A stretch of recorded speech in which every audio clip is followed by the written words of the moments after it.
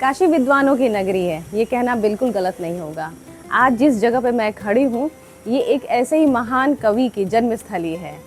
ये कोठी है बाबू जगन्नाथ दास रत्नाकर जी की।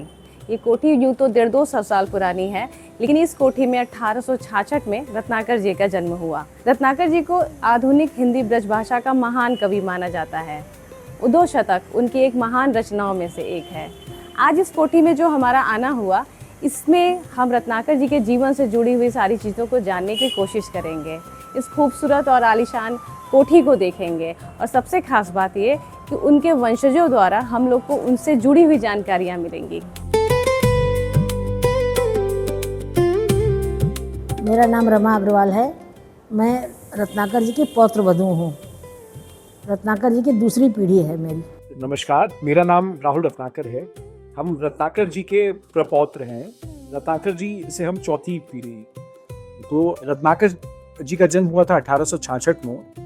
उनके पिताजी का नाम था पुरुषोत्तम दास जी, जो कि भारतेंदु हरिश्चंद्र जी के बहुत ही अच्छे मित्र हुआ करते थे।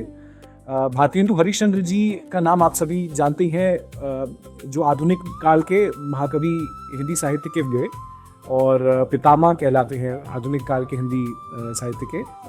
तो भारतेंदु हरिश्चंद्र जी रत्नाकर जी के जो जवानी के दिनों में उनको बहुत इंस्पायर किए थे। एंड काफ़ी बड़ा एक रोल था रत्नाकर जी के काव्य जीवन पे भारतेंदु हरिश्चंद्र जी का। स्टार्टिंग फेज में अपने जीवन के रत्नाकर जी ने जो स्पेंड किया था वो था अयोध्या में। वो एज अ दीवान पोस्टेड थे, यानी एडमिनिस्ट्रेटिव वर्क्स में वो काम करते थे। इसके बाद रत्नाकर जी चूंकि जब उसमें सम्मिलित रहते थे, अपने समय नहीं निकाल पाते थे, जब वहाँ से अयोध्या से वापस आए बनारस काशी, तब इन्होंने रचनाएं अपना करना स्टार्ट किया। और रत्नाकर जी के जीवन का बहुत समय हरिद्वार में और काशी में लगता। काशी चूंकि उनका घर ही था और हरिद्वार उनको बहुत प्रिय था, वहाँ पे उन्होंने बहुत सारी रचनाएं भी की। और एक बड़ा ऐसी उनका रत्नाकर जी की एक स्टोरी ये है कि एक बार वो हरिद्वार से काशी वापस आ रहे थे, तो उनका एक जो बक्सा था वो चोरी हो जाता है, जिसमें कि रत्नाकर जी ने उद्धव शतक, जो कि उनकी सबसे प्रमुख रचनाओं में से एक है, वो उसका जो ओरिजिनल कॉपी था वो चोरी हो जाता है। तो रत्नाकर जी इस बात से निराश नहीं होते, बल्कि रत्नाकर जी ने अपनी स्मृति से वो चीज को दोबारा वापस लिखा। ये अंदाज मेमोरी से एक और बड़ा एक इंटरेस्टिंग वाकया है। रत्नाकर जी जब बिहारी रत्नाकर पे वर्क कर रहे थे, जो कि बिहारी कवि का टीकाकरण रत्नाकर जी ने किया, तो अब उसमें रत्नाकर जी को जितना भी उसका कंटेंट वर्क मिल रहा था वो अपभ्रंश था, वो ओरिजिनल वर्क उनको नहीं मिल पा रहा था। तो रत्नाकर जी ने, जो यहाँ के काशी नरेश थे उस समय के, उनसे रिक्वेस्ट किया। तो वो बड़ौदा के जो राजा थे, ये उनको रीच आउट करते हैं, जो बनारस के राजा थे। और फिर बिहारी कवि का जो ओरिजिनल स्वरूप है वो वहाँ पे बड़ौदा के राज्य घराने के पास था। तो फिर रत्नाकर जी को करीब 1 महीने के लिए उस काव्य के रचनाओं का, बिहारी कवि का जो ओरिजिनल वर्क था, पीस ऑफ वर्क था, उसका एक्सेस मिलता है। और रत्नाकर जी फिर बिहारी पे टीकाकरण अपना करते हैं, जो कि आज के डेट में कवि बिहारी पे सबसे प्रमुख टीकाकरण माना जाता है रत्नाकर जी का। उनका जैसे कहते हैं कि वो मल्टीपल जो गुणों के मालिक थे। म्यूज़िक का बहुत शौक़ था उनको। उन्होंने शुरू में पखावज बजाना भी सीखा, और फिर उसके बाद वो तबला और म्यूज़िक के बड़े अच्छे प्लेयर हो गए थे। पहले जब उन्होंने शुरुआत की लिखने की, तो वो फारसी में लिखा करते थे। जकी उपनाम था उन्होंने, जकी के नाम से वो फारसी में लिखते थे ये। और एक उनका बड़ा लेकिन यहाँ आने पर भी रत्नाकर जी का उतना इस कोठी में नाम नहीं था जितना कि उनके ये हमारे ससुर जी हैं राधे दास जी, इनका नाम था। तो कहते हैं कि एक बार रत्नाकर जी स्टेशन पर उतरे, तो उन्होंने शिवाला चलने को कहा। तो यहाँ रिक्शा वाला ने पूछा रत्नाकर भवन का, तो नहीं समझा। तो रिक्शा वाले ने पूछा कि राधे बाबू की कोठी चलना है। तो बोले देखो, मेरा लड़का मेरा ज़्यादा नाम कर रहा है, मेरा नाम से नहीं हो रहा है। तो एक तो मजाक की बात थी। तो इस तरह क्या मतलब, कहने का मतलब ये था कि इतनी पॉपुलैरिटी थी उस समय। रत्नाकर जी को वर्जिश करने का बहुत शौक़ था। उनका बहुत बड़ा बड़ा ये उठाने वाला मुगदर बहुत दिन तक यहाँ पर था। हमने तो उनका दर्शन किया नहीं है, लेकिन जो कुछ सामान बाद में हम लोग को मिला वो है। हमारे ससुर जी के समय में यहाँ कवि सम्मेलन होते थे, तो उस समय पुराना प्रथा थी इसलिए कि स्त्रियाँ जो है सामने नहीं आती थी। तो जब ये हॉल में कवि लोग इकट्ठा होते थे, हमेशा विद्वत गोष्ठी हुआ करती थी, तो औरतों को जो है सामने बैठने की इजाज़त नहीं थी।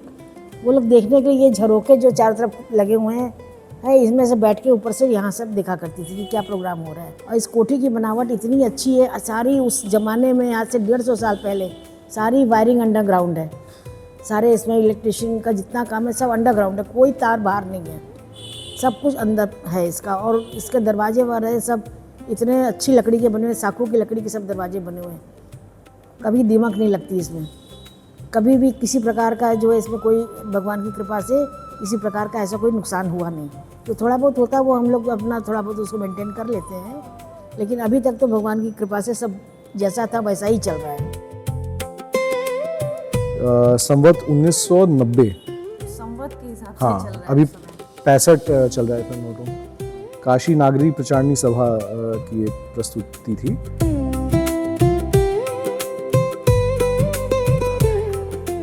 ये अपनी उस समय की कोठी का बारादरी बोलते थे इसको, घर की बारादरी हुआ करती थी।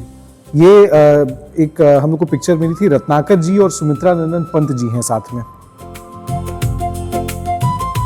ये आप सामने देख सकते हैं, मेरे दादाजी हैं राइट साइड में, उनके साथ मदर टेरेसा हैं। उनका एक किस्सा है मदर टेरेसा का छोटा सा, कि पीछे ही यहाँ पे मिशनरी उनका चलता है, जिसमें कि सारे है ना होमलेस लोग का वो केयर करती हैं।